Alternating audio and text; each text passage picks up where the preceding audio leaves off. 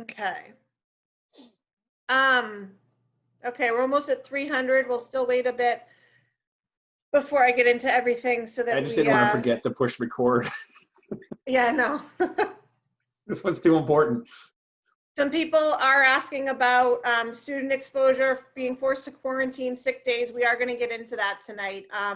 But please keep asking the questions you have in the chat box, because like I said earlier, we are going to get a printout of the chats, and so we can get things answered more thoroughly.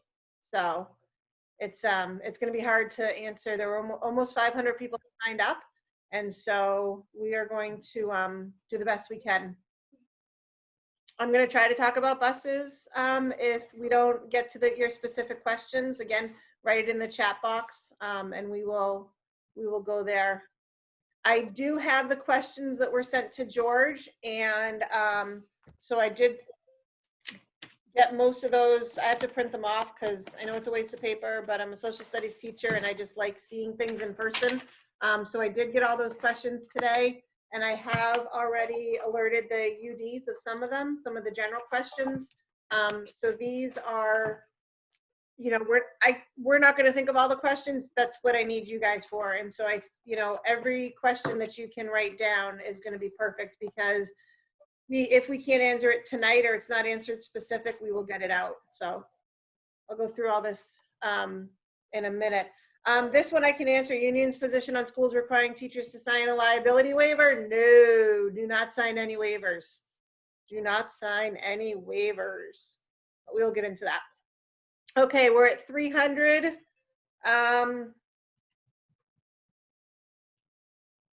I'll wait another minute or two. I'll get into everything in a minute. But it is nice out, and I'm very excited that it's not raining. I hope it's not raining any other part of the state. It was good to be able to sit out a little bit today and get some work done in the sun. These are some great questions that are coming up. I'm just going to make a couple notes to touch on a few of them before I forget. So if PD sick.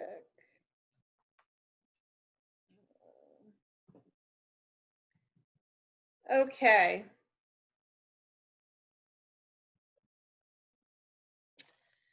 So what do you think? How's the weight room looking? Empty. Okay. So we will get started. We have a little over 300 on this call. I'm sure some more will be coming in. Thank you everybody for joining tonight, second night. Tonight's probably, you're probably more waiting tonight than to get on this call than any other ones. So this is being recorded, just a reminder, and you can always go back and listen to it if you missed anything. This will be on the website under the Tuttle Talks, where all the recordings are. So as I was saying earlier, and I'm just going to say it again, I apologize if you already heard it.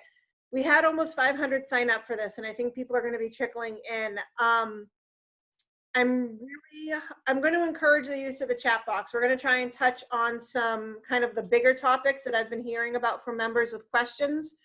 And what we're going to do is, if we don't get all the specifics tonight, because we could be on until tomorrow morning, we will get your questions answered, and we will get them to the right people. So I'm going to go through the chat log tomorrow and do what we need to do to get your questions answered. So if it's not answered specific tonight, we will get it answered. I can assure you of that, or answer it to the best of our ability at this point. I have a couple things that I just wanted to go through before we get started, and then we'll kind of touch on some of the bigger questions that have been coming out. So definitely thank you for joining tonight, for contacting me, for tweeting out things, for putting things on Facebook. The response to this is our chance to show what NEA New Hampshire can do. And I hate that this is the reason we're doing it, but we are 17,000 strong, and there's no reason that we are not going to be that big gorilla in the room. If you've heard me talk about this, So it's not just me now. You guys are all gorillas. We're all going to be part of this thing together. And we are going to be out there and making ourselves known. So we put this extra session in tonight because yesterday the governor came out with some guidelines to reopen schools. And basically, if you listened to him yesterday or you've read the 56 pages, that really isn't doing anyone. It isn't really doing anyone any favors because it's really not keeping anyone safe.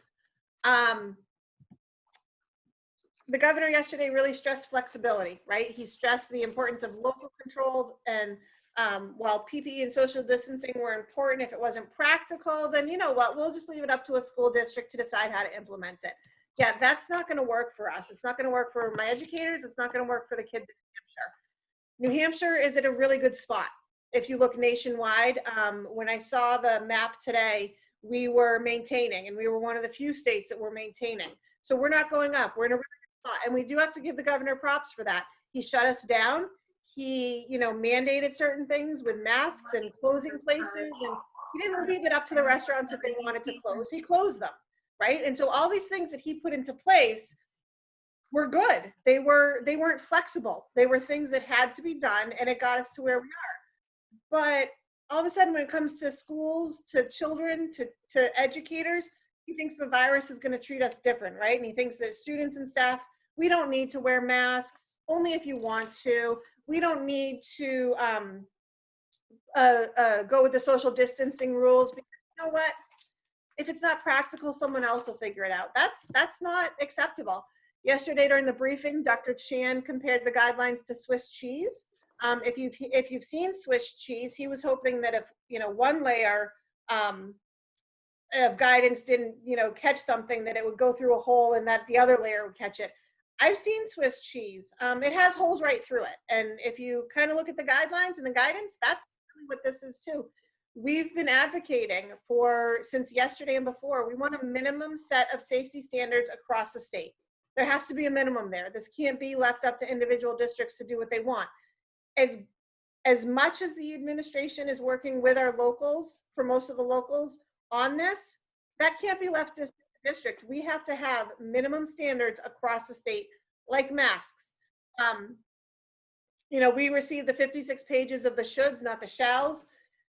We really weren't invited to be on the task force. You're going to read things everywhere else that's saying we were. I'll be very honest with you. I was put on a work group, and I don't think that anything from that work group truly got through the task force to the commissioner.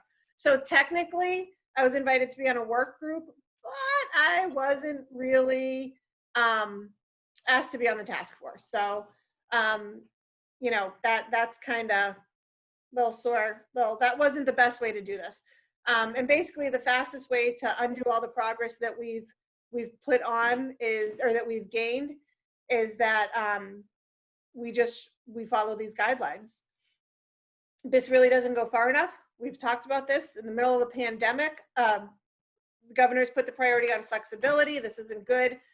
So we've called for certain things in the media the past couple of days. We've called for all districts to acquire, distribute personal protective equipment, the PPE, enact regular deep cleaning procedures that meet those original CDC standards and guidelines. Yesterday, the governor said we would help the districts get PPE. They shouldn't be helping us get it. They should be getting it for us. He pretty much came out and said, no, schools can't dip into the stockpile of PPE that we have at the state. He said, we'll put you in contact with people who will help you get them. We are calling for school buildings to have their HVAC systems cleaned, upgraded, having those procedures to make sure that they're being regularly maintained. That's not a should. That needed to be a shall. And in the guideline, they should be maintained. They should be clean. No, air quality is no joke.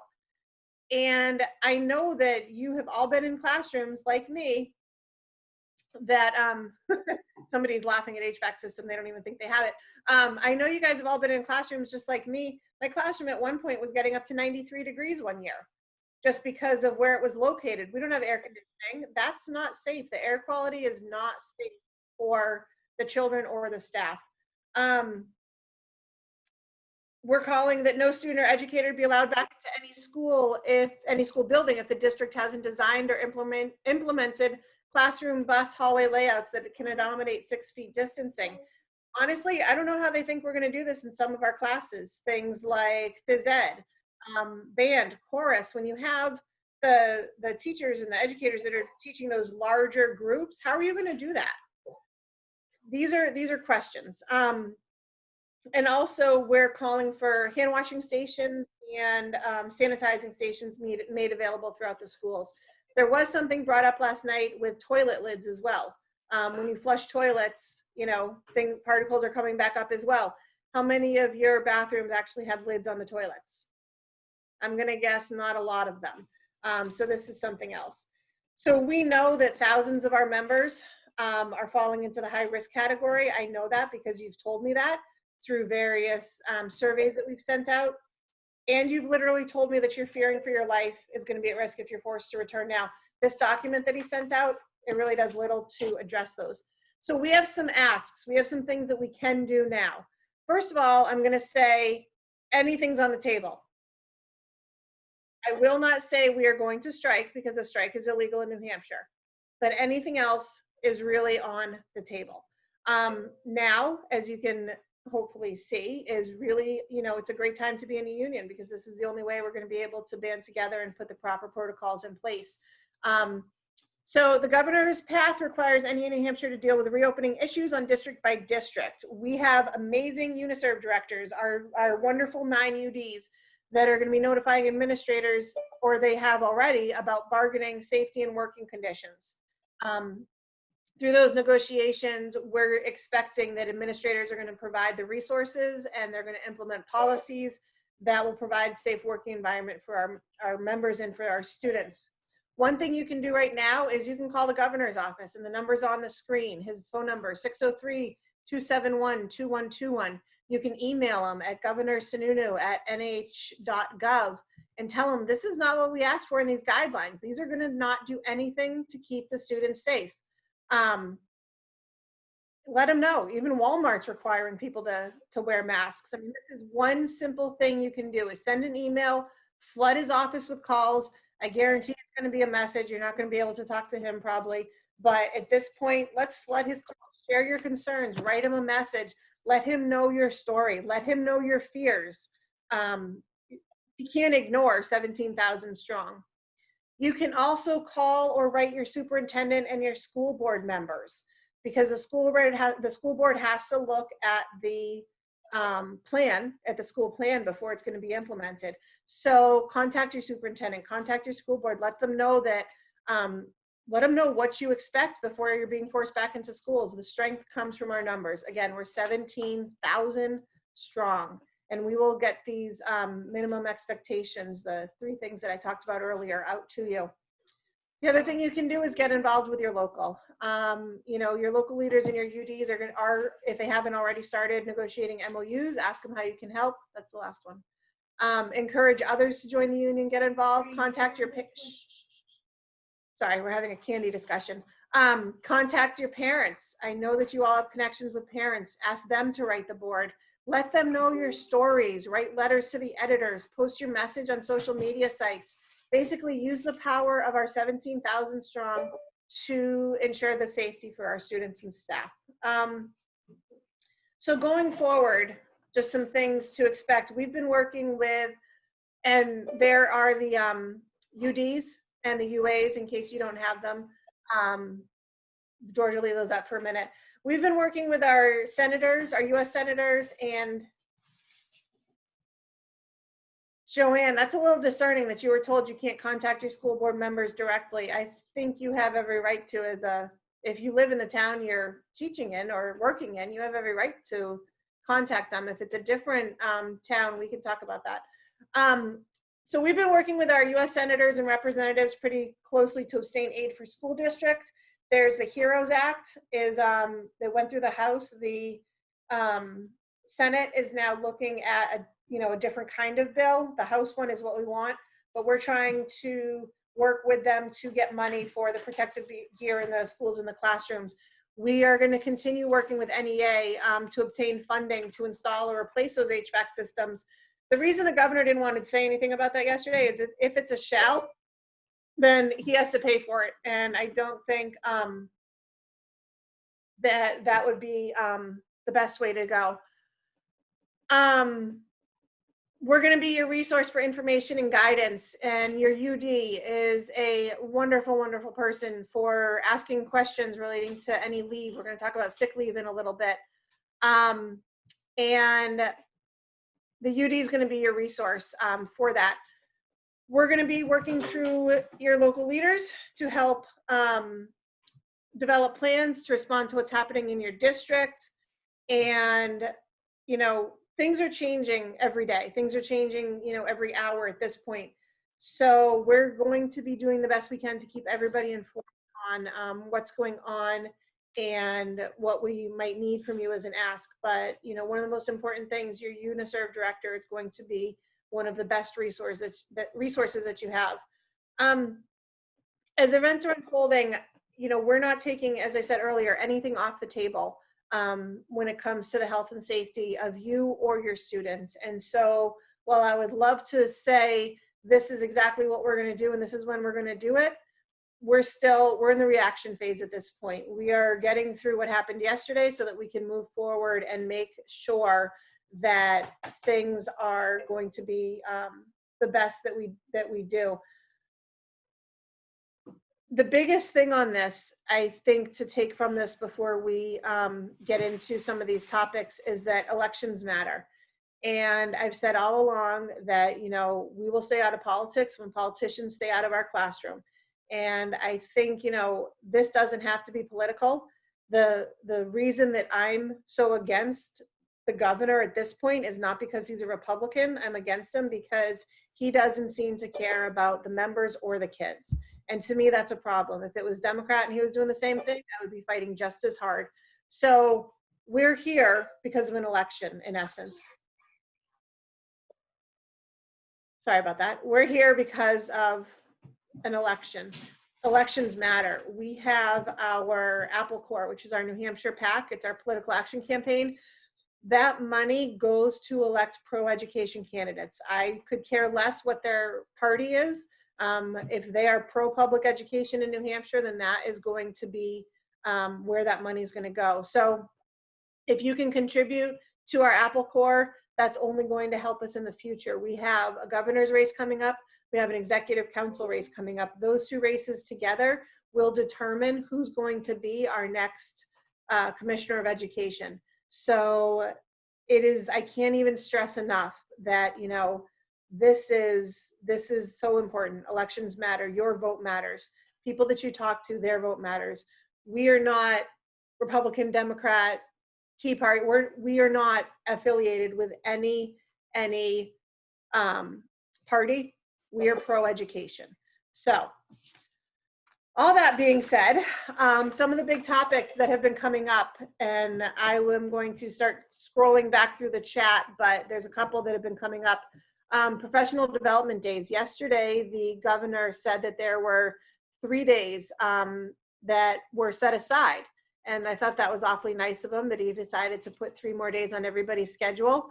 But if one of the UDs would like to speak up at this point, my understanding is that's all outside of their contract and those would have to be paid per diem. But if I do have one of the UDs on here, I have 14 pages of screen in front of me. So I can't see everybody, but if one of the UDs wants to speak up and just address the fact of those 3 extra days they were talking about, that would be helpful.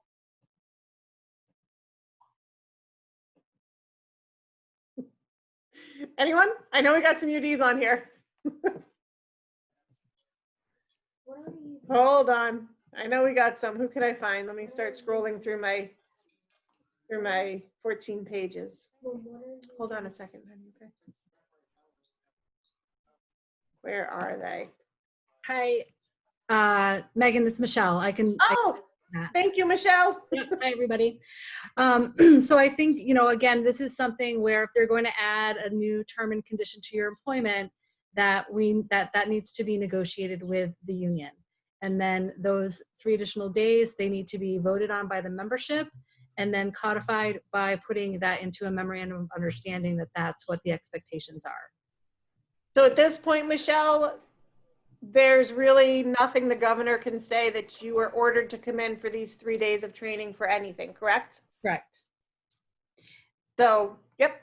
And I know some districts have, they've changed the 180 days, student contact days to 177, which equals, I believe, the amount of time that they need to when they count hours.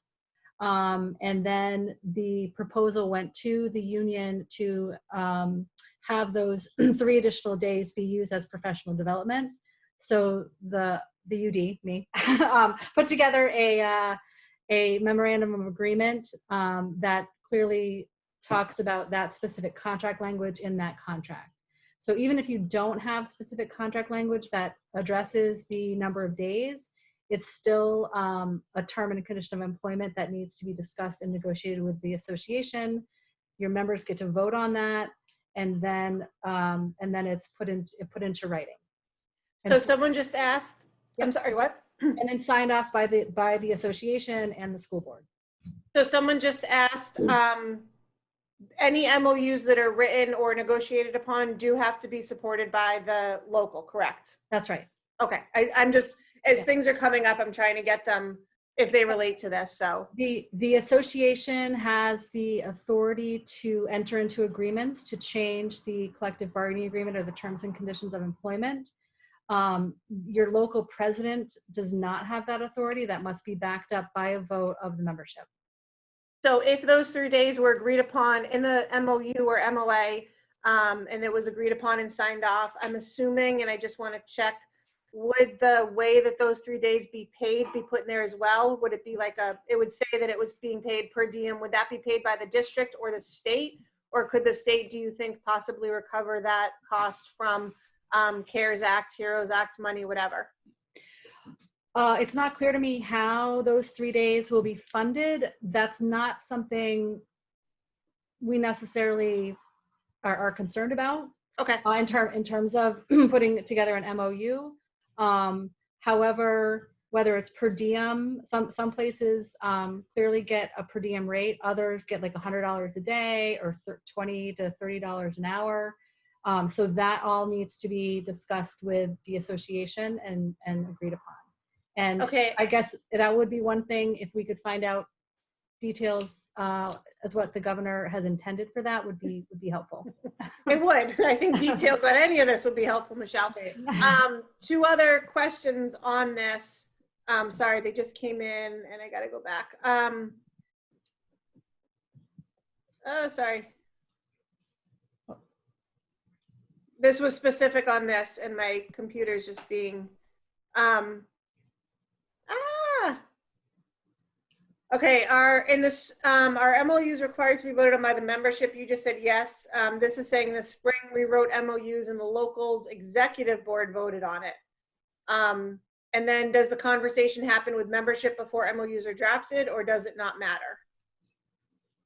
I mean, I believe it's best practice to include the entire membership, especially at this juncture with so many big changes. Okay. But maybe the membership, this is Nicole. The membership has to vote on that. The voting, your dues paying membership has to vote on any MOU, just the same as when you negotiate at the table. It's tentative until the membership votes on that. Michelle's absolutely right.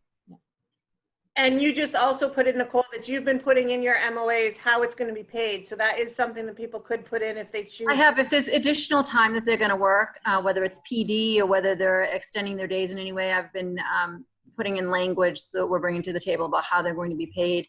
I've also been putting in language about whether they're using their sick time, if they're out for just sick, non-related to COVID, and whether they're going to be paid from some other method, whether it be the family's first money or administrative pay if they're going to be out related to a COVID incident. So I do think those things can be weaved into your MOAs. Now, whether or not you can move the districts on those things is all going to depend on your individual negotiations. So I also wanted to answer Patrick's question regarding Yes. whether or not the locals should be made aware of what we're proposing. It's like with any other negotiations. I'm sorry, this is Lori Hayes, UNICEF Director for the Southern Hi, Lori. region. It's like any other negotiations. We don't normally show to the membership every proposal we're submitting in negotiations. So at least I don't normally do that in my region. To Patrick's question, there would not normally be the process where we bring an MOU to the local before we submit it to management.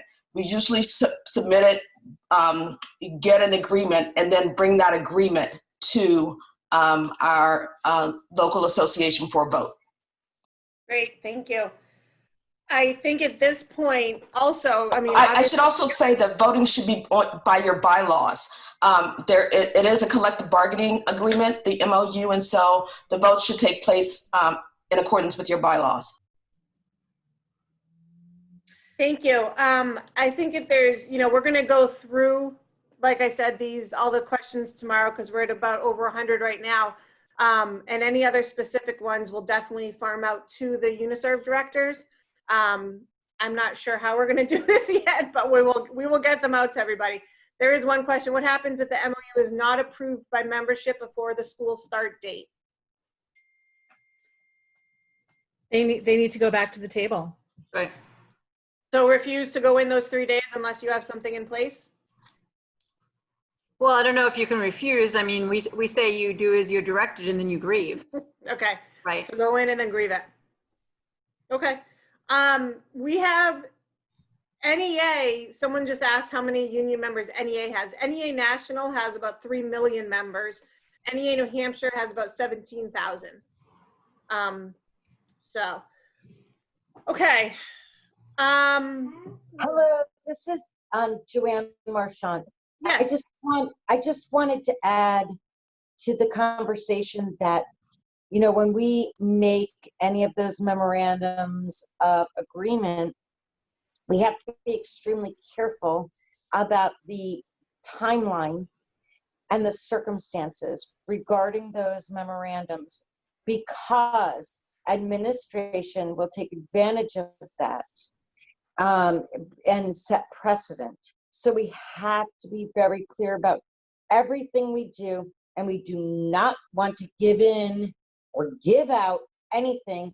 We want to keep our union strong. And if we start giving in to little things, without pay or without consideration for things, we're totally going to whittle away the strength of our union. And I'm worried, because that's where our government is going. I just want to put that out there to be safe and not to be a jerk. I'm just saying, let's be very careful and diligent about everything. And your UD has standard language about timeframes and when an MOU is, and how long it's effective for, as well as standard language on that these agreements don't set a precedent and don't don't create a past practice. And most of the MOUs also say that where the agreement is silent, that your contract stays in full force and effect anyway. This agreement isn't intended to replace your contract. It's intended to address COVID-related circumstances, and all the MOA should say that your contract stays in full force and effect alongside those aspects that the MOA is intended to address. I'm very grateful for that. Thank you.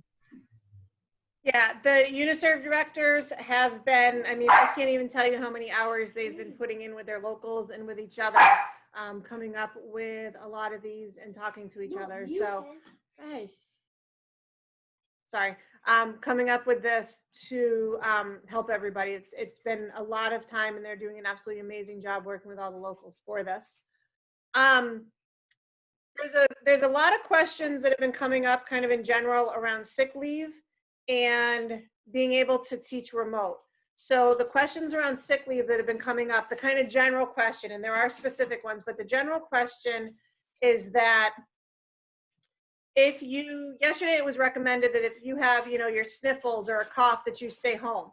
So if you use your sick time for that, but then you're forced into quarantine because a student that was in your class, has to get tested or something to that effect, are you being forced to use your own sick time for that?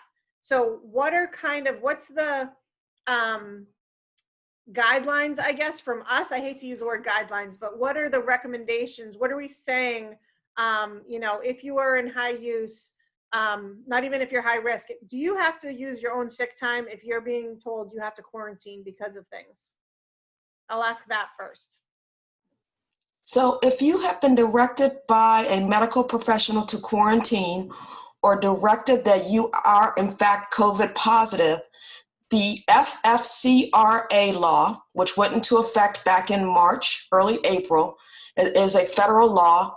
It provides you 14 days of leave in which you're fully paid to a certain to $500 a day or something like that. So I know that in the southern region, many of my locals have been notified of this law back in March and April, last spring. The law is still in effect through December.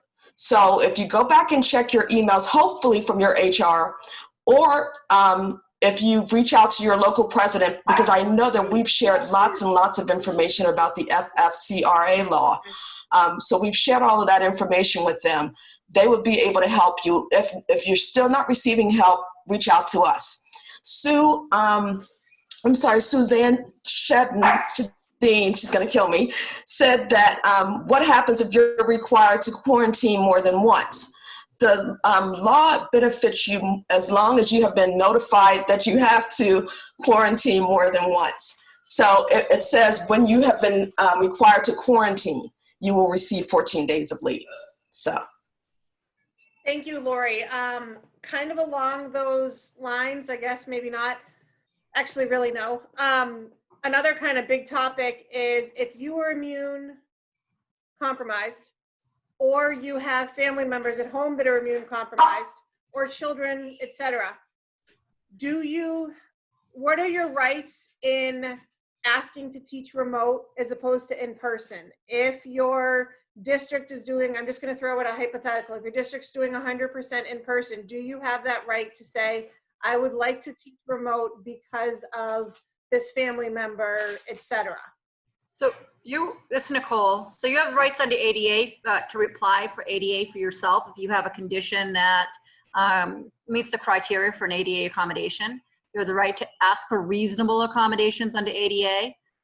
Your doctor would write what he believes your reasonable accommodations are, and then the district has to review those reasonable accommodations. Accommodations don't necessarily mean they're taking you out of school. Accommodations may mean that they're going to have you work remotely. It may mean that they recommend that you work in a more isolated setting. It could be any number of recommendations from your doctor for those accommodations, and the district has to determine whether or not that request is reasonable. When it comes to family who have medical issues that you may need to be there for, that would fall more on my understanding under the Families First monies that would be available. Hopefully the employee would be able to approach their employer about Families First money to be able to be home to take care of those medically compromised individuals who need assistance. But the ADA certainly would be available for our members who met the criteria for ADA accommodations. And so I believe the UDs have sent around information about how our members could move forward with requesting ADA accommodations. And that's something they request from their doctor. They don't ask their employer to provide them with what they think they should have for accommodations. They ask their doctor to recommend what accommodations they may need. Thank you, Nicole. Nicole said something that is important that I hope everyone understood. The ADA does not allow you to say that because you have a family member in a compromising position, the district has to provide an accommodation for you. It only allows that if you have a compromised condition, right, you will get the accommodation. If you decide that if you're taking care of someone who has COVID or who has been required to quarantine, you will again get the 14 days of leave for the Family First Act. If, in fact, you just have a person at home with a compromised condition and you don't feel that you can go to work, FMLA may be your best option as well. So that's something to consider. But do know that we are attempting in every MOU in my region that we're negotiating to allow you to work remotely if you have a family member that has a compromised condition. So we're trying to acquire those rights through negotiations. And I think I would remind people too, because there's been some confusion I've heard from folks about the FMLA. FMLA is unpaid unless you have sick time to supplement it. If you have a qualifying condition for FMLA, it's unpaid. It secures your health insurance. You would just pay the portion you're normally responsible for. The district would continue to pay its portion if you're approved for FMLA. You're entitled to up to 12 weeks in any calendar year. And your job is guaranteed upon return, but you don't get paid unless you have the sick time available. So that's important for people to know. FMLA isn't automatically paid unless you have the sick time available, which is really different from the paid time that might be available under the Families First money and or the CARES money. There's a very good question about, I'm 65, I'm 60, I have asthma, I have diabetes, am I entitled to an ADA accommodation? So the CDC presented a whole list of reasons that you may be entitled to an ADA accommodation. And those, being over the age of 60 is one, actually being pregnant is another. So there is a whole list of those, the CDC recommendations, and I'm trying to open my computer to give everybody that list in the chat. So I'm working on that. Thank you, Lori. I'm going to go through a couple of the questions that I've been getting, not in the chat box, but some that were already typed out. And just please, any of the UniServe directors, please jump in to help out with this. What if I do not want to go back to school because I'm afraid of COVID-19, but I do not have a qualifying condition to remain home? I'm hearing a lot of these questions. What is the advice that we're saying on this? I mean, we're hoping that the district is going to be flexible and allow for people, particularly if they have a population of students at home working remotely and they need instructors to be remote, that they'll allow that option. But unfortunately, there isn't anything that will enable us to force them to allow people to work remotely if they don't have something that qualifies under ADA, that in which they can ask for a remote work accommodation. But again, there are going to be students that are working from home. So hopefully after they work through those individuals who qualify under ADA, then those people who have, daycare issues and have, options with that will be looked at. And then folks who are uncomfortable with returning would be looked at as well. That's our hope. May I say something? May I just respond to Nicole? Sure, who's this?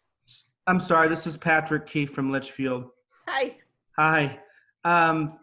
So in our contract, it is stipulated that teachers cannot be required to perform a task or a duty that would endanger their health. Doesn't COVID-19 therefore fall under that umbrella? And if so, that seems, obviously we're going to have to grieve it. Like you said, we'll have to go ahead, I suppose, and do what they tell us and then grieve it. But that is definitely a breach of contract. If they ask us to, if you don't feel safe, you don't need a ADA accommodation or a doctor's note saying that you need an accommodation. If you don't feel safe for whatever reason, wouldn't that be a breach of a contract if it's in the contract? I think you would have to talk to UD about that, but generally speaking, I think the trouble we're running into with health and safety issues is that there's competing science out there. Not competing science, competing messaging out there, let me say. We know what the CDC is recommending for guidelines. We also know what the American Pediatric Association is saying in terms of differing recommendations and how we keep people safe. So I think that the challenge is going to be making the claim that we're unsafe with proper precautions in place. Obviously, we think we're unsafe. Obviously, I think we can back that up with what we have for CDC recommendations and what we know for who is becoming ill. But that's something you'd have to talk to your UD about how best to approach that and make those arguments, because I think that we're all, in the same boat in terms of both our president and folks from the state level who really want us to go back to school using their information in such a way to try to prove that it's not any riskier than some other activities we do in daily life. So that's going to be the challenge. And Patrick, I think we discussed that today, and it was clear that there are certain buildings that do not have proper HVAC in your school district. I think we're both aware of that. And so we do believe that you have a strong claim to be able to say that it definitely is unsafe there. Right, and they don't, and they said they got $65,000 for the CARES Act, but they got an estimate on one of the school buildings in my district. It would be 1.2 million to overhaul or replace the HVAC system. That was the answer to me, and so that really doesn't help me much. No, great point, Lori. Thank you, Great. everyone. What if my district wants me to prepare for students both in the school and at home, 2 sets of plans, assessments for each day? That's really not reasonable. Is this another MOU in the making? What's the, what do we say? This is a pretty big concern too, if, it's really not, it's not fair for one, and it's not likely that you're going to be able to do both remote and in person. So has that come up yet that anybody's seen? No, I think the commissioner as well as the governor yesterday were very clear. They don't believe that that is how teaching should take place. And it has not come up to my knowledge in my region. I've seen plans from Bedford, Merrimack, Salem, and Amherst. And I also have seen Hollis's plan, SAU 41. And at no point within those plans are teachers doing both. So I don't know what other regions' experience has been. Hello, this is Rose Gilman. My daughter was just told that she would be doing both remote and in school as an art teacher from Maple Ave Elementary, Maple Ave Elementary in Goffstown. Goffstown. Okay, so we're gonna put you in touch with Jason. I don't know if Jason's on the call tonight. I don't think so. I think he was busy, but certainly have your daughter reach out to Jason. And I believe the president of her association is Mary. Yes. Mary and Jason will be able to help. Okay, I'll let her know. Thank you. Yeah, I can and if tell she you, doesn't, I I was can just gonna tell say, if you, she doesn't know Jason's email or anything, just have her get a hold of one of us and we can give it to her. Megan, it's Lisa Dillingham. On page 24 of the document, it does say district plans must ensure that educators are not performing double duty. So that is specific, that is language directly from the document. Perfect. I think we do have to be careful though, because I know at least in Seacoast, I think they're dangerously skating around that in a couple of districts where they're talking about doing in-person lessons and a live streaming function, which I would propose is still a double duty. You're teaching remotely Right. to students while you're teaching in the classroom. And so that's something we're dealing with in Seacoast, and I would pose that some other districts are looking at that as well. And so I'd just be wary of that. I know it's also something that's come up, this idea of recording, and I would just remind people to be aware that they need everyone's permission to record you. Each time, not just one blanket, are you okay with being recorded? So I think we just need to be savvy to those things. Well, she did the whole spring recorded. So now they're thinking that she can record on Fridays. Okay, we'll have her get in touch with Jason. Okay, that'd be and get great. the specifics for the contract for Goffstown. Thank you very much. Yes. Let's see, I'm sorry. I'm just I going, have a question. yeah, This is Joanne Marchant. If all of these government officials get tested on a daily basis, why can't our teachers and students be tested to ensure the safety? We're in a confined space in the schools. Why can't we get tested, and why can't the federal government finance that? I'm angry that all of them get tested and we're just going to go into the situation where it's totally unsafe and not have those things in place to keep us safe. Why can't the students and teachers be tested on a daily basis? I mean, unless UD wants to jump in, I'm going to say that there's nothing saying that they can't be. We can be fighting for it if this is something that members are wanting. There's nothing there's nothing preventing us from fighting for that, Joanne. Can I say something? Yeah, Lori. Again, my husband had 2 COVID tests last week because he has a heart condition and he needs to go down to Boston. And they want a much shorter turnaround than what New Hampshire was able to provide. He was going to have to wait 4 or 5 days to get test results back. So that's a real issue. Even if you got tested every day, it takes a long time to get your results. Yeah, Depending on I had surgery a couple weeks ago. I got tested on a Monday and I didn't get my results. It was quick, but it was 2 days on Wednesday when I got the results back. Yeah, with that many more people being tested, if we were testing all the teachers, I'm just saying, yeah, they'd have to get another system in place. Mhm. Well, you know, I would like to propose that we fight for something like that. This is Joanne again.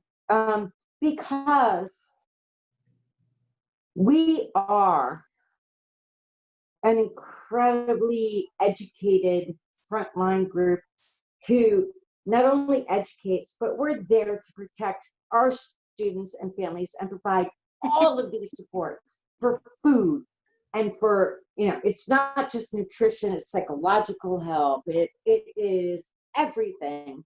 We are an incredible group of people and we deserve that protection. It's something that I'm willing to put out there to fight for, because if we die out, who's going to take our place? It's a big deal to me. Okay, thank you. I definitely have that down. A couple other things that are coming up too. Do we have a right to know if one of our students or faculty that we work with or staff that we work with tests positive? Do we have a right to know who it is with all the HIPAA? I've been asked multiple times about this. I think I'll put it out there. We don't even know, you know, if somebody has lice in the school, we usually can't even find out who the child is that brought the lice into the school. But this is a real concern. Do we know who?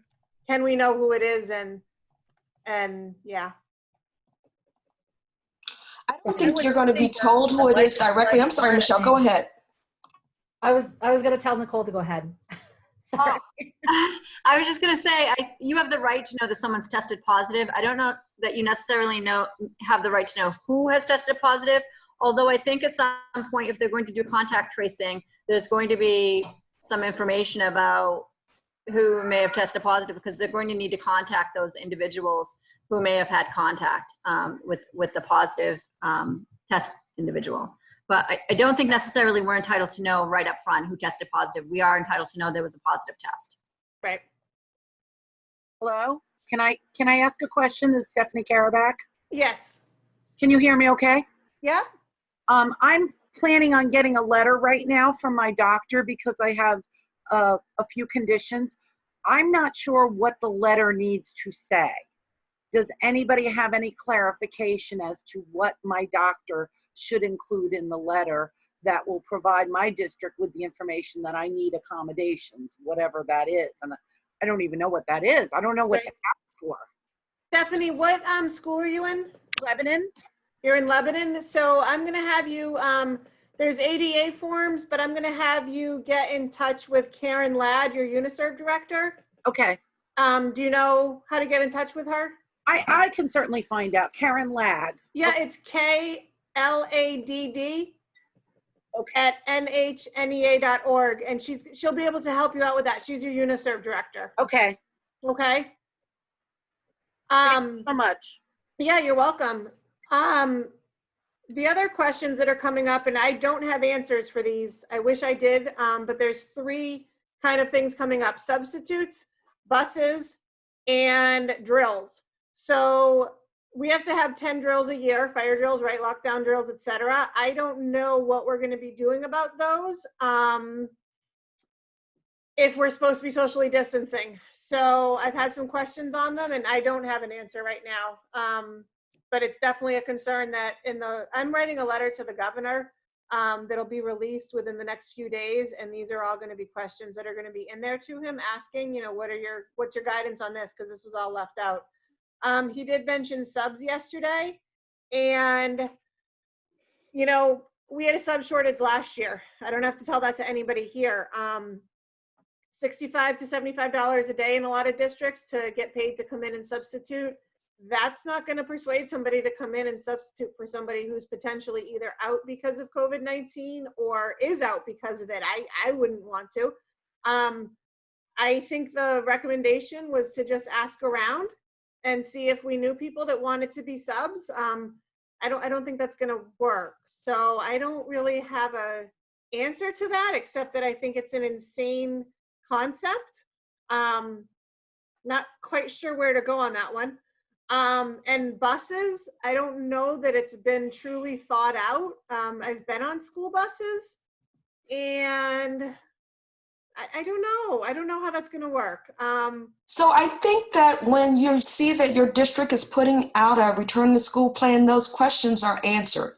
For example, in Hollis Brookline, they're planning to hire 10 substitutes for full year. And those people will have been tested and prepared to step into any classroom situation so as to limit the number of volunteers that they'll have in their school. So that's their plan. I think that's great if they can find them. Exactly. And I know in another school district, they actually made a call to all of their subs that were on their list, and their subs all told them that they were not returning as subs next year. So it's going to be difficult to find them, but if they do find them and can do something like what Hollis Brookline is suggesting, that would be great. I think also, as it relates to buses, I first heard earlier this week the first student was only allowing 13 on the bus. But I think that that's been changed to now it's up to 28 on a bus. So I have one district the other day that rolled out a tentative plan that's talking about, I think, as Lori said, it's 28 on a bus, and they're talking about this ridiculous idea. The students would sit staggered in the seats, so they look like Tetris, for lack of a better word, to get all the students packed in on the bus up to, I believe it was 28 students with masks on. So A, I don't know how that's appropriate to contain any any spreading of the virus, and B, who's going to monitor that to make sure the social distancing is maintained and that everyone's keeping their mask on. That's concerning. Yeah, I don't know. I don't know. Someone else is asking about recess and how students will enter school. I know that that's going to be pretty much a local thing too. I've done drop-offs at elementary and middle school. And UDs, is anybody, have you put anything into any local, anything about drop-off pickups? I know the governor had mentioned, potentially hiring extra staff with all this extra money he seems to have to monitor them before and after school. But that and recess, keeping kids safe at recess. These are all things coming up. That's why I'm bringing them up. Those are real. This is Joanne Marchant again. Those are all really big questions that have not been answered in my district. And the other thing is, with the school bus and stuff, they'll just function as they always did in our district here and at Winnisquam. And the other thing is about subs, like we put in over and over again to have like school-wide or district-wide paid subs to be available. And the school board keeps turning that down. And there's a backlog right now in the state for any fingerprinting. So we could not even, if anyone was really desperate to get a job and be a sub, we can't even fingerprint them in the state to be a sub. So I don't know about the rest of you, but I think we're in dire straits. Oh yeah.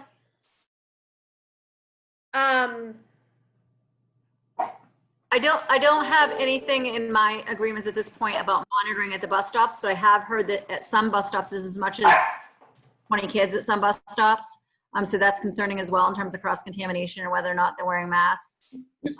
Certainly we will be addressing how that's handled when kids unload off of buses, because that's just as much of an issue. So I think it's a viable issue. And I think one thing to look out for, this is Michelle McCord from the North Country UD, and is about trying to find other people or potentially contracting out what current employees do. We want to be really careful about that. So, you know, the labor board has said that the union is responsible for negotiating and representing certain people, certain job titles. It is not okay for them to say, oh, well, we're going to have parents do it, or we're going to seek volunteers. Or I noticed somebody wrote the National Guard could do that, and like they did with the employment security, unemployment issues.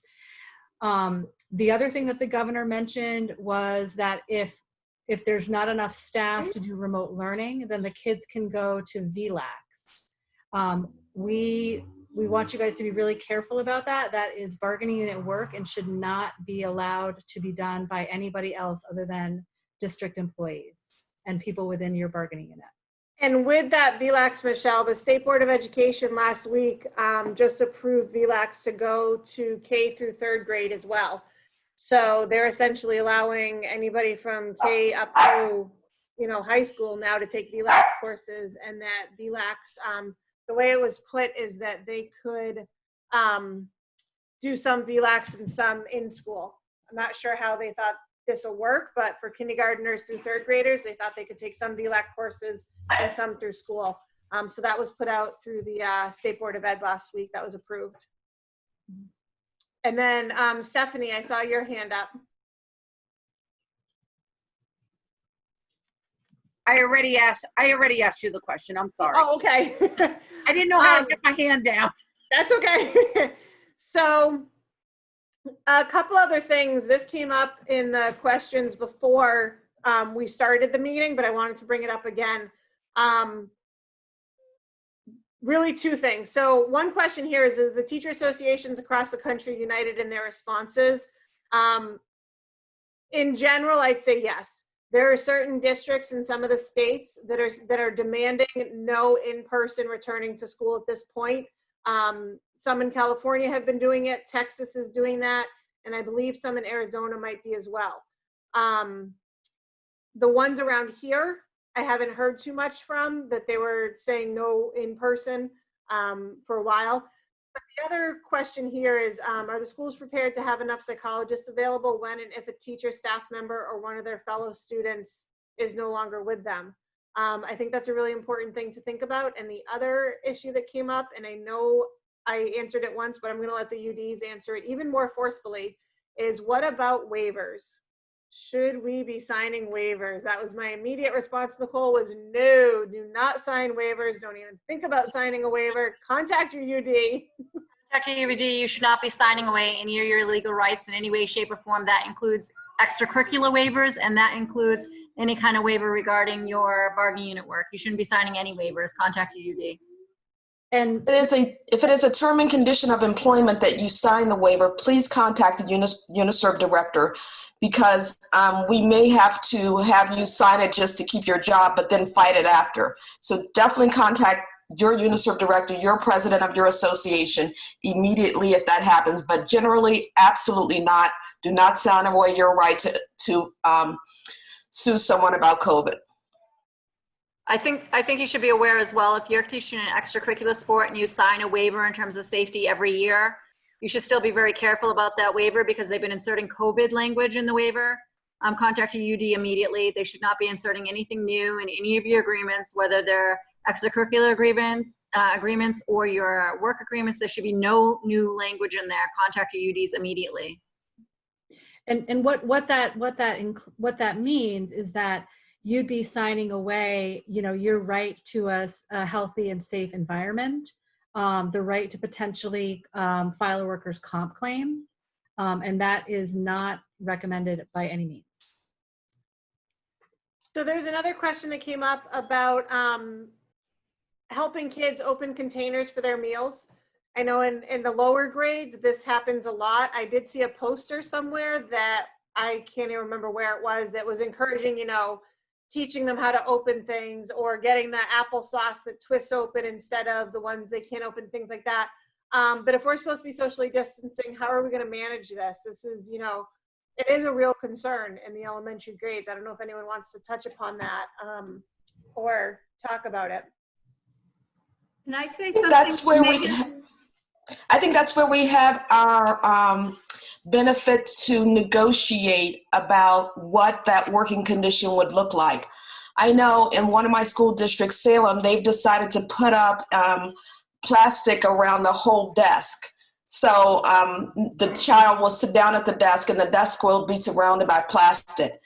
Given that, I'm not sure how you could assist a kindergarten student pick up their bags or help them with their lunch. So in that instance, I think you would need to negotiate for a lot more PPE. It's possible that maybe you need to have on a full gown, a face shield, a mask, gloves, and some other things to keep you safe. But that is, I know it would be scary, and I know it would be something that is not in our best interest, but that is something that I would recommend if, in fact, you're going near a person that you need to help them open their lunch. I mean, it's going to the extreme, Lori, but I think when you say it that way, it kind of brings up what exactly, the reality is of what's really going on in the schools. This is a question about duties, and it says, if we stay with our students all day and they have lunch in the classrooms, it takes planning time away, and then we're expected to have other duties. What if the district is using the wording of student supervision to go around duties for the contract?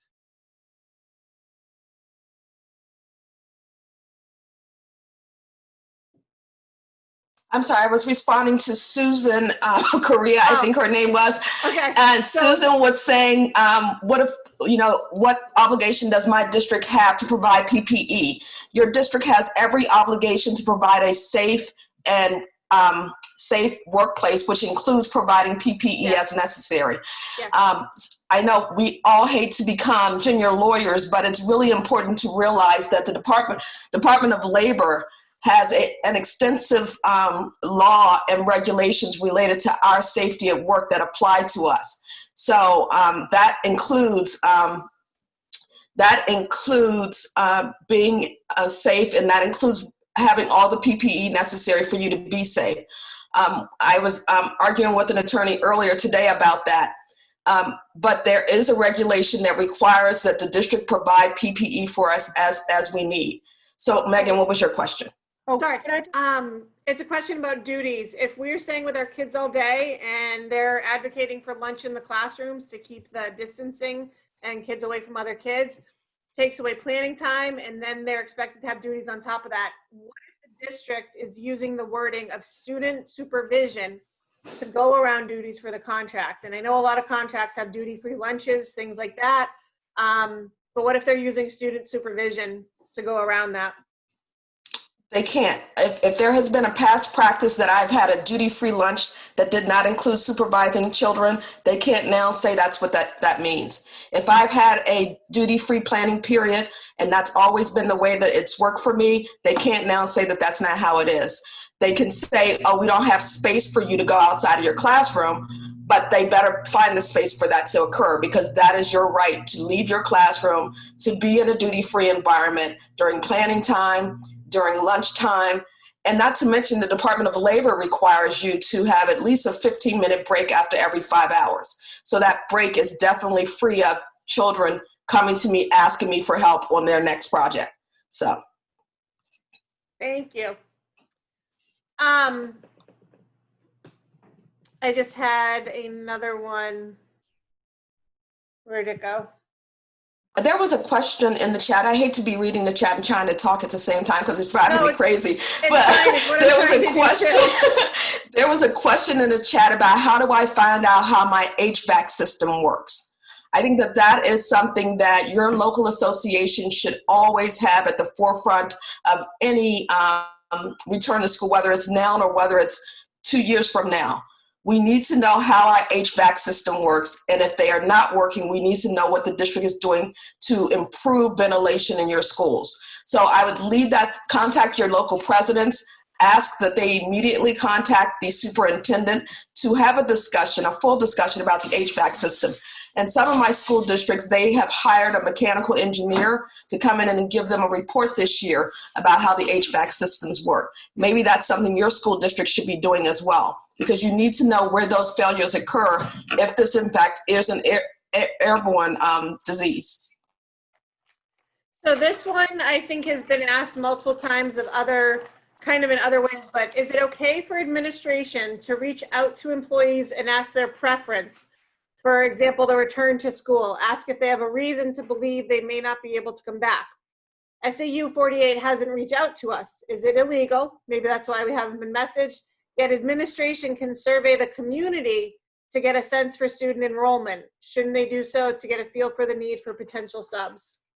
I think Nicole wants to jump on this one. They have to be very careful what they ask the bargaining unit. They can't direct deal with the bargaining unit. They can ask general questions about how the teachers feel about student issues. If they want to ask, if they want information regarding bargaining issues, like what type of model they're comfortable with, whether or not they feel like they could or couldn't return, they need to go through the union. The union should be the one polling their membership about concerns with the model, about preferences they have, because remember, the union is going to be the one negotiating those things. So your local leadership should absolutely be pushing back on local districts on aspects of their surveys or questions that they're trying to push out to our bargaining unit members, that are working conditions, wages, benefits, or protections that we really should be addressing on their behalf once we know their will on those issues. They shouldn't be polling. That's direct dealing. It's a problem. It's illegal. I do have some districts that have met with their local associations, and they have completed their plan. And now they're attempting to implement the plan. And as a part of that implementation, they're working with the local union to send out a survey to ask members whether or not they plan to return.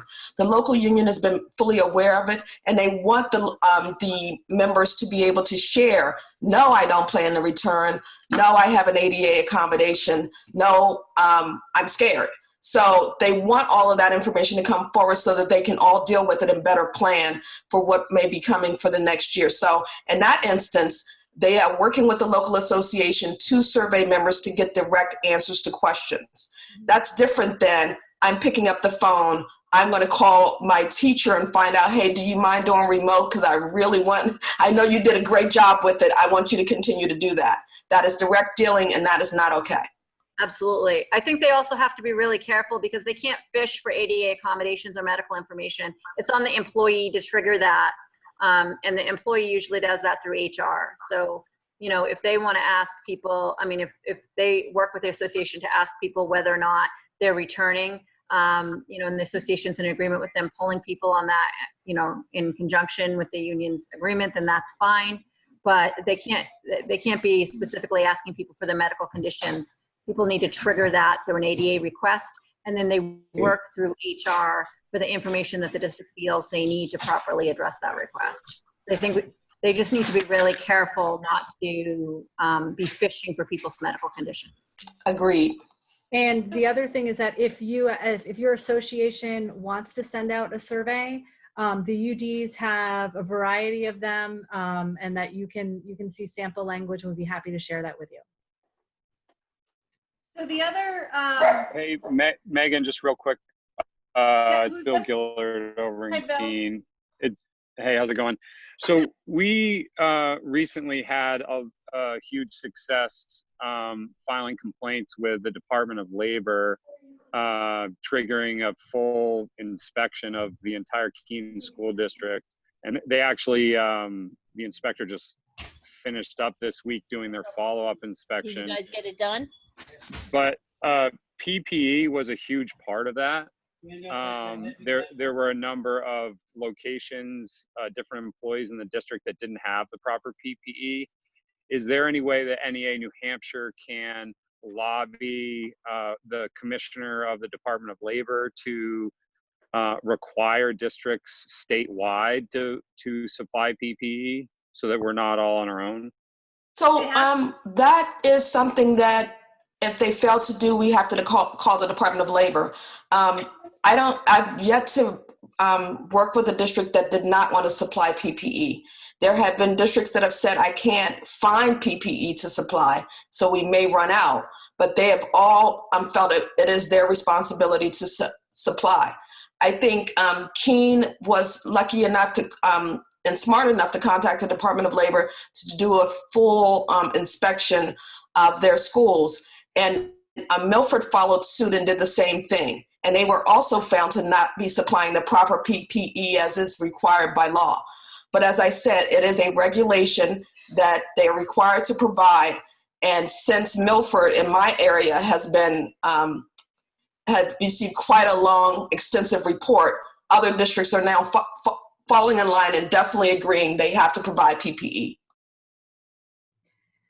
So, and even the governor yesterday, I'm seeing things in here saying that district told us we were responsible for providing your own masks. No, the district or the state has provided them. Not even, they said that they had to do that. I'm sorry, I'm trying to read this as we go through. So you need to let us know if they're telling you that you have to, because it's really up to, you know, like Lori was just talking about. The other thing with the PPE is not just the mask, it's face shields and everything else that's included. So just kind of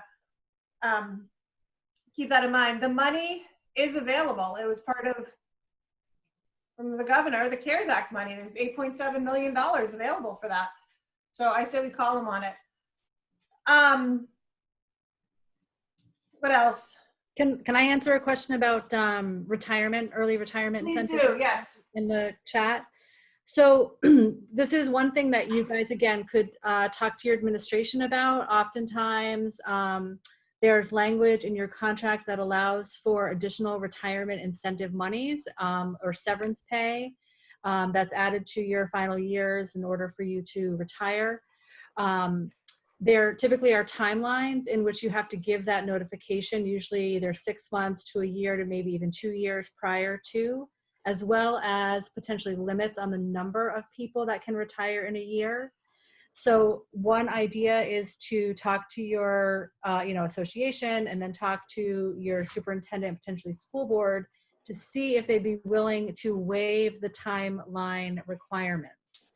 The notification requirements in order to allow people to retire now who may be, nervous or may not be able to return to work. However, it is a double-edged sword because as we've been talking, there could potentially be shortages of employees, whether they're, not able to return or they may quit. We've already heard about the sub shortages. So they may not be willing to do that, but it's definitely worth asking. And again, if they do agree to that, the membership has to vote to accept it. And then an MOU has to be put in place to allow kind of this one-time deal. Thank you. This is Joanne Marchant again. And we have an issue in our district where we've been told there's no money available for PPE because the budget was discussed and they have all of these consultants at all this, enormous amount of money. And they don't have the money. So what are we going to do? There's money available for that, Joanne. I think we need to, you're up in Winnisquam? Correct. I'm in Winnisquam, and I was told that all their money from the CARES Act was spent. No. They spent it all. No. So we need to get Chris Long involved with us. Have you spoken with him, your UNICEF director? I have not spoken with him recently. I was working on the bylaws with him. I know he was on vacation, but yes, we definitely need to do something because they said all the money from the CARES Act was spent and they spent money on these consultants with, competency-based education and a bunch of other stuff from that money. And I don't know what's going on. Yeah, I would, you need to get in touch with Chris to talk specifically about what's going on in that district because there are funds available. That's There are. So they're not telling you, I don't think, the right thing. Brian? Yeah, I just wanted to add, a lot of these costs, though, they are going to add up, and this is why NEA New Hampshire and NEA have been pushing for a larger package to be passed by Congress that Megan mentioned earlier. The U.S. House passed a package with $174 billion in additional education stabilization funds. School districts are really going to need those. We have a large state budget hole, as I'm sure some of you have read about, because of the businesses being shut down and less tax revenue coming in. So this is all going to come to a head where we really do need the additional funds. And when you call the governor, you should encourage him to advocate for those. He's on the calls with the vice president and the president every week, and so I would just add that. Thanks. Yeah, one of the asks in the beginning, remember, was to call. I think he needs to hear what the specific concerns are from everybody here. He needs to hear what all these specific concerns are, and that, it was so vague in what he put out in the guidelines that it really didn't do anything. Call, write, keep calling, keep writing. Unless he's hearing from us, he's just, what he's going to look at is that, oh, Megan Tuttle was in the news again. She said something that she doesn't like what we did, blah, blah, blah. He has to hear from everybody on here and hear what those specific concerns and questions are so that we have it all.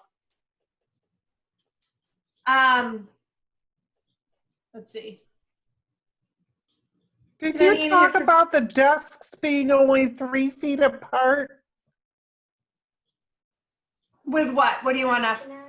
About the desks being only 3 feet apart. That's not far enough? Right. Has there been a discussion about that? Just that we think they should be 6 feet. That 3 feet is too close. I mean, that's something else that we're calling on the governor that, we need to change, but 3 feet is still too close. We agree. Okay. And I think that's also something that your local association can demand as part of returning to school and part of an MOU. So if the feeling is really strong that everything needs to be 6 feet apart, then that's a demand that you can push for at the local level. Okay. I've never read anything about the science of 3 versus 6 or anything like that. I'm trying to follow the science, so I haven't read much about that. 3 seems it's interesting because it goes against what the governor put out yesterday, goes against every single thing we were taught as educators, that you don't want everybody in a row looking straight ahead, distance, blah, blah, blah. I mean, it goes against everything we've been taught, yet we're being told just make the best of it and figure it out. And that's not right. One of the things here, can we draft a statement from the entire NEA New Hampshire? We have statements that have gone out. We have press releases that have gone out. There is a letter going to the governor from me on behalf of NEA New Hampshire in the next few days, and that will also get posted. One of the things, I think we do need to bring up in it is something I keep hearing is that, they're having all these meetings virtual because they don't want to meet in person. So the DOE is having virtual meetings because it's not safe to meet in person. The START task force had all virtual meetings. It's not safe to meet in person. You can't even go into the city hall without, calling ahead to make a appointment. I was on a run today, and I ran by City Hall in Concord, and there were red lines taped on the sidewalk to where you were supposed to stand. I went to get a new remote at Comcast, and there were marks where I had to stand before I could go in to the next place. So yeah, I mean, I brought my dog to the vet, and I had to call from the parking lot. My son went to get his braces looked at, and we had to wait in the car. So, part of our message here, and it's not a message, it's our belief. These are children. These are somebody's mother, father, aunt, uncle, brother, sister, niece, nephew, grandparent, step parent, anything. These are real human beings, and we can't be messing with it. We have sent billions to corporations in bailout money. Why are we not getting billions put back into education to bail us out to go back to school when it's safe? And so you can just open the door. And so these are things that are going to be in there. They're children. They can't always advocate for themselves. We're advocating for them, and we're advocating for you. This is part of it. A lot of this seems, some of the things I'm seeing on here are saying, well, this is kind of a small thing, but no, it's not a small thing. Anything that's going to affect the members and the children that we're working with, that it's not a small thing. So we are getting the message out. I need your help in calls and emails to the governor's office. And you know what? Even to the commissioner of education, because apparently he thinks all these guidelines came from the START task force. But I think we need to get that message out. I know I've spoken to quite a few of the news outlets, and we send our press releases out. I'll be on the Exchange on Monday talking about this. And there's a webinar coming up for the School Boards Association that I'm going to go on. I'm just going to listen to it, asking about liability. So I think that's going to be really interesting to hear what they have to say about the liability. Don't shut her out. I'm sorry, my dog's inside. Anyway, so Megan. Yes. This is Joanne Marchant again. Thank you so much for advocating for all of us. You are a tremendous asset to our educational community.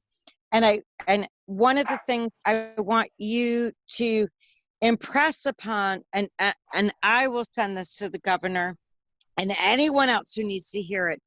We are not babysitters because parents need to go back to work. We are not those people to do everything for everybody and wipe their, you know what I mean. We are not those people. We are here to educate, and we've already taken on so many roles as counselors and everything else. We can't be everything to everybody and sacrifice our lives for that. We are not going to die for these people to just have, a break from their kids, number one, and to fortify the economy for a governmental push. It's not our job. Our job is to educate primarily, and we can't do that if we're dead. I thought when we were pushing through the bill through the legislature a few years ago for the $100,000 death benefit if we were killed in the line of duty, I thought that was horrible that we were pushing for that. I'm pushing for this to be part of it, that if something happens to an educator because of this, we should be getting that death benefit, or at least hazard pay. And I know some districts have looked into that, but there's this is horrible that this is what we have to do. Would it be prudent to have AFT and NEA join forces to work together? At the national level, they are. At the state level, I have not heard anything yet. I haven't seen anything come out from AFT in terms of statements or anything. So I don't know what is going on there. So one of the questions here is, obviously we're doing a lot of work and advocating for the members, but there's only about 350 people on this call tonight. So how can we make sure more people are getting involved? You need to talk to your members, talk with your fellow educators, and let them know what's going on. Let them know that, they need to call and write to the governor. Get them involved. The amount of people we have on this call tonight is amazing. I think if everybody does, one small thing, that's definitely going to make an impact. But we also need to get all those other people involved. So we can't legally strike, but like I said, I am not putting anything off the table at this point. The firefighters have weekly Google Meets to keep everyone in the loop. That's kind of what we're trying to do here with the Tuttle Talks, but I know that the UNISERV directors are also doing an amazing job having weekly meetings with their locals and presidents. So I think, you know, that's another avenue that we get the message out through those means, as many means as possible. But, you know, we're going to get everything to the governor. We're going to make sure that he understands truly what's happening. But I can't impress enough upon you that they need to hear stories. They need to hear, there's an executive order. That was the other thing. Executive order number 34, I think, that came out. And what it said basically was that frontline workers, there was something in it about frontline workers. And my immediate thought was that we were frontline workers. If we're considered essential workers, we are frontline workers. And so that's something that we're looking into as well. Megan, can I answer a question that I've seen pop up a couple times? Sure, thank you. The question is, can a teacher require masks of their students? And the answer is, if the district allows you and is part of a memorandum that you could then require that of the students. But technically, no, you don't have the authority to make extra requirements of students that aren't already in district policy or aren't in a memorandum. So again, on a local level, this is where you guys need to make it known to your union officials and officers, as well as the administration, that you want the right to be able to do that, or that be part of what everybody adheres to. Thank you, Michelle. Yep. Yeah, I mean, we could literally go on and on about this for days. I know we're not able to answer every single specific thing, but the UNICEF directors and us will be looking at all of these questions tomorrow over the next few days to see what we can do with them. I'm hoping that some of your concerns were at least brought up tonight, or maybe talked through a little bit, or maybe you got some nugget of advice from one of the UDs on the call. This is such an anxious time, and it's a fearful time, and I don't even know what else to say. It's, you know, we are 17,000 strong, and I guess the biggest thing I can say is if we stick together, we're gonna show the state how powerful we can be and what education in New Hampshire truly is, because we have some of the best educators in the country. I know we do, and we have some of the best education going, and that's all because of the work that everybody on this call is doing. We're not going to give up rights. We're not going to give up anything that's going to make you unsafe in the classroom. And so we just have to keep fighting for everything that we're, you know, working for. We're taking care of children. That's our livelihood. Nobody went into this profession thinking they were going to make $1 million a year out of it. They went in because of their love of children and because they want to work with those children. And yes, we've gone into, you know, becoming much more than just a teacher or a para or a food service worker or a custodian. Whatever your job is, you're in the school working with the children, and everybody plays a crucial, a vital role in educating those children, whatever your role is in the school. It's been understated for too long. We need to show the state what we do, and we need to show them that we're going to do it safely, and we're not going to take, you know, any BS from them anymore because they don't understand what it's like to be in a classroom. I can't thank you enough for everything you're doing. Keep fighting, letting us know what you need from us. Get in touch with the UNICEF directors. They have lots of information. They're amazing at what they do. We hire only the best, and I know that they've been working incredibly hard on your behalf since this whole thing started, March 17th, I think at this point. You know, this has not ended since then. March 13th. March 13th. So, Megan, yes, you are awesome. You are powerful. You are a great person. Thank you for everything that you do. And I know that we cannot legally strike. However, we need to stand strong. We are here for our students, but we cannot die. We're not going to die for them, and they're not going to die for education. It's a terrible situation. You're absolutely right. We're in dire straits right now, but we need to stand strong and unified. And I'm all for going national with our rights. Absolutely going national. This is not just New Hampshire. This is it's a bigger thing than us. It's about understanding, respecting educators and respecting education and our students and our children all over the United States of America. We need to stand strong. And on that note, this could be New Hampshire's Red for Ed moment. I guess, or not, I guess, I am actually working with, I have a call with two of my friends tomorrow. One's from West Virginia, one's from Arizona, who have both led successful Red for Ed movements in their own right. And so, like I said, it is illegal to strike in New Hampshire, but nothing's off the table at this point, and I am going to be speaking with them tomorrow. So please get a hold of me with questions or concerns about that. I would love to hear